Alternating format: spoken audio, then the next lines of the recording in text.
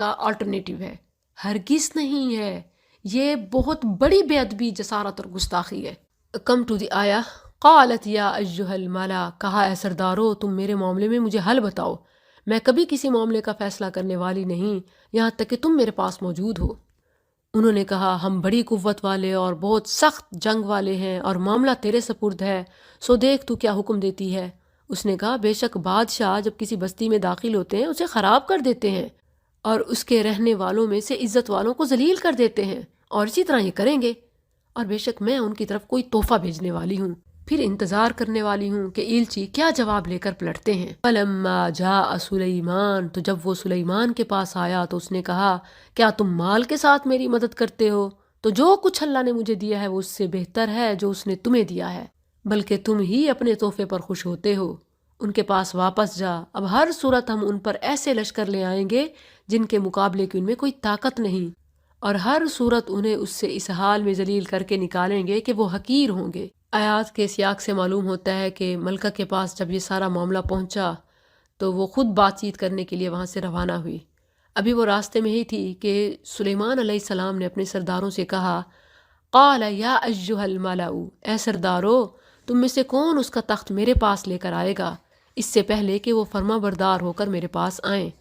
سلیمان علیہ السلام کا مقصد یہ تھا کہ وہ آئے یہاں اپنا تخت دیکھے تو اسے یقین ہو جائے کہ اللہ اپنے نبیوں کو کیسے غیر معمولی قوتیں عطا فرماتا ہے، تاکہ اسے یقین ہو جائے کہ میں واقعی اللہ کا نبی ہوں، اور اس کی عقل کا بھی امتحان ہو جائے کہ کچھ تبدیلی کے بعد وہ اپنا تخت پہچانتی ہے یا نہیں۔ تو قال عفریت من الجن، جنوں میں سے ایک طاقتور شرارتی کہنے لگا میں اسے تیرے پاس اس سے پہلے لے آؤں گا کہ تو اپنی جگہ سے اٹھے، یعنی آپ کے کھڑے ہونے سے پہلے میں لا سکتا ہوں، اور بلا شبہ میں اس پر یقیناً پوری قوت رکھنے والا امانت دار ہوں۔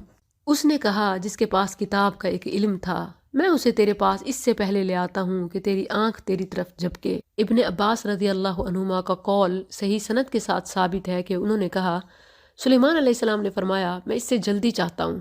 اس پر وہ شخص جس کے پاس کتاب کا ایک علم تھا کہنے لگا میں اسے آپ کے پاس اس سے پہلے لاتا ہوں کہ آپ کی آنکھ جھپکے۔ سلیمان علیہ السلام نے دیکھا تو وہ تخت ان کے پاس پڑا ہوا تھا۔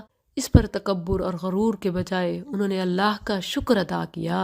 هَذَا مِن فَضْلِ رَبِّي لِيَبْلُوَنِي أَأَشْكُرُ أَمْ أَكْفُرُ وَمَنْ شَكَرَ فَإِنَّمَا يَشْكُرُ لِنَفْسِهِ وَمَنْ كَفَرَ فَإِنَّ رَبِّي غَنِيٌّ كَرِيمٌ۔ کیا خلاصہ اس کا کہ یہ سب میرے رب کی عطا ہے، یہ سب میرے رب کے کرم سے ہے کہ بات اب تک بنی ہوئی ہے۔ مگر ہمارے ہاں اس شعر کو غلط طریقے سے کہا جاتا ہے اور اس کو نبی یا ولیوں کی طرف منسوب کیا جاتا ہے کہ سب تیرے کرم سے مولا، اور مولا انہوں نے یا تو نبی صلی اللہ علیہ وسلم کو یا پھر پنجتن کو یا اپنے اپنے پیروں فقیروں کو، اور ان سے منسوب کر کے کہتے ہیں کہ ان کے کرم سے بات اب تک بنی ہوئی ہے۔ سلیمان علیہ السلام اسے اپنی حکومت کی وجہ سے بھی نہیں کہہ رہے، بلکہ کہتے ہیں یہ سب میرے رب کی عطا ہے کہ بات اب تک بنی ہوئی ہے۔ بعض لوگوں نے اس دوسرے شخص کے حوالے سے بھی بڑی بڑی باتیں کی ہیں، غیر ضروری وضاحت ہے جو انشاءاللہ کبھی کسی موقع پر واضح کروں گی، مگر خلاصہ یہ ہے کہ یہ دوسرا جن تھا یا انسان تھا اللہ عالم، لیکن بظاہر کرینے سے یہی معلوم ہو رہا ہے کہ یہ جن تھا، کیونکہ عام طور پر جنات کے یہ بس میں ہے، اللہ نے انہیں اتنی طاقت دی ہوئی ہے، لیکن انسانوں کے بس میں نہیں ہے۔ لیکن یہاں بھی کسی شخص کا کمال نہیں بلکہ علم کی بات ہے کہ علم من الکتاب، کہ جس کے پاس کتاب میں سے علم تھا، علم رکھنے والے نے آنکھ جھپکنے سے بھی تیزی میں وہ تخت لا کر پیش کر دیا۔ اللہ تعالیٰ نے اس علم کا بھی نہیں بتایا کہ وہ کون سا علم تھا، لہٰذا غیر ضروری وضاحتیں اور ان پر غلط عقائد کی بنیاد رکھنا یہ عبث ہوگا۔ قال نکروا لہا، کہا اس کا تخت اس کے لیے بے پہچان کر دو تاکہ ہم دیکھیں کیا وہ راہ پر آتی ہے یا ان لوگوں سے ہوتی ہے جو راہ نہیں پاتے، یعنی اس میں تھوڑی بہت چینجنگ کر دو۔ پھر جب وہ آئی تو اس سے کہا گیا کہ کیا تیرا تخت ایسا ہی ہے؟ اس نے کہا یہ تو گویا وہی ہے، اور ہم اس سے پہلے علم دیے گئے تھے اور ہم فرما بردار تھے، یعنی ہمیں تو اس سے پہلے ہی آپ کی قوت و شوکت اور عظیم سلطنت کا علم ہو گیا تھا اور ہم تابع فرمان ہو چکے تھے، اسی لیے خدمت میں حاضر ہو گئے ہیں۔ اور اسے اس چیز نے روکے رکھا جس کی عبادت وہ اللہ کے سوا کرتی تھی، بلا شبہ وہ کافر لوگوں میں سے تھی۔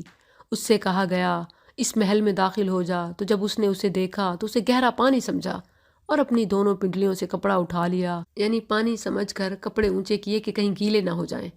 تو اس نے کہا یہ تو شیشوں کا ملائم بنایا ہوا فرش ہے۔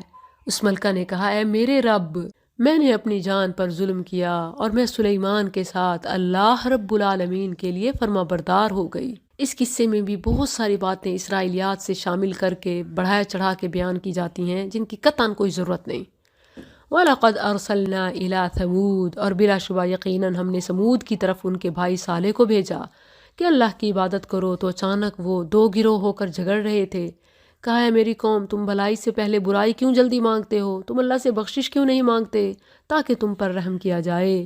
انہوں نے کہا ہم نے تیرے ساتھ اور ان لوگوں کے ساتھ جو تیرے ساتھ ہیں بدشگونی پکڑی ہے، یعنی جب سے تم نے دعوت شروع کی ہے سارے کام الٹے ہو رہے ہیں۔ کہا تمہاری بدشگونی اللہ کے پاس ہے، یعنی تمہارے کرتوتوں کی وجہ سے اتر رہی ہے، بلکہ تم ایسے لوگ ہو جو آزمائے جا رہے ہو۔ قوم سمود کے شہر کا نام ہجر ہے۔ سورہ ہجر کا نام اسی شہر کے نام پر ہے، اور اس شہر میں 9 بدماش قسم کے لوگ تھے جو ملک میں فساد کرتے تھے، انہی کی طرف اشارہ ہے۔ ان میں سے ایک وہ تھا کہ جس نے آگے بڑھ کر اونٹنی کو قتل کیا تھا۔ قالوا تقاسموا، انہوں نے کہا آپس میں اللہ کی قسم کھاؤ کہ ہم ضرور ہی اس پر اور اس کے گھر والوں پر رات حملہ کریں گے، یعنی آج رات میں انہیں قتل کر دیں گے، پھر ضرور ہی اس کے وارث سے کہہ دیں گے کہ ہم اس کے گھر والوں کی ہلاکت کے وقت موجود نہ تھے، اور بلا شبہ ہم ضرور سچے ہیں، جیسے ہر قاتل پلاننگ کرتا ہے۔ وَمَكَرُوا، اور انہوں نے ایک چال چلی اور ہم نے بھی ایک چال چلی، اور وہ سوچتے تک نہ تھے۔ بس دیکھ ان کی چال کا انجام کیسا ہوا کہ ہم نے انہیں اور ان کی قوم سب کو ہلاک کر ڈالا، تو یہ ہیں ان کے گھر گرے ہوئے اس کے باعث جو انہوں نے ظلم کیا۔ اس میں ان لوگوں کے لیے یقیناً ایک نشانی ہے جو جانتے ہیں، اور ہم نے ان لوگوں کو نجات دی جو ایمان لائے اور بچتے رہے تھے۔ اور لوط کو جب اس نے اپنی قوم سے کہا کیا تم بے حیائی کو آتے ہو جبکہ تم دیکھتے ہو؟ کیا بے شک تم واقعی عورتوں کو چھوڑ کر شہوت سے مردوں کے پاس آتے ہو؟ بلکہ تم ایسے لوگ ہو کہ جہالت برتتے ہو۔ تو اس کی قوم کا جواب اس کے سوا کچھ نہ تھا کہ انہوں نے کہا لوط کے گھر والوں کو اپنی بستی سے نکال دو، بلا شبہ یہ ایسے لوگ ہیں جو بہت پاک باز بنتے ہیں۔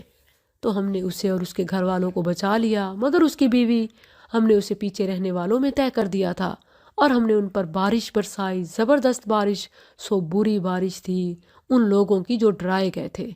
کہہ دے الحمدللہ، سب تعریف اللہ کے لیے ہے، وسلام علی عبادہ الذین اصطفیٰ، اور سلام ہے اس کے ان بندوں پر جنہیں اس نے چن لیا۔ کیا اللہ بہتر ہے یا وہ جنہیں یہ شریک ٹھہراتے ہیں؟ آگے نئے پارے کے ساتھ توحید ایک نئے انداز سے سمجھائی جا رہی ہے، یہاں یہ اس کی تمہید ہو رہی ہے۔ تو یہاں اس سے یہ بھی معلوم ہوتا ہے کہ ہمیں بھی اپنی تقاریر اور خطبات کا آغاز ایسی تمہید سے کرنا چاہیے، یعنی آپ اعوذ باللہ بسم اللہ کے بعد الحمدللہ وسلام علی عبادہ الذین اصطفیٰ اما بعد یہ کہہ کر کریں، تو یہ قرآنی طریقہ ہے۔ جس طرح ہم یوجلی نحمدہ ونصلی علی رسولہ الکریم اما بعد فاعوذ باللہ یہ پڑھتے ہیں، تو یہ بھی وہی طریقہ ہے، تھوڑے الفاظ چینج ہیں جو قرآن سے زیادہ ملتے جلتے ہیں، اور وہاں بھی شریعت کے اوورآل پیغامات کا خلاصہ ہے۔ تو میں بھی کوشش کروں گی کہ اپنی تقریر کا آغاز کبھی یوں بھی کروں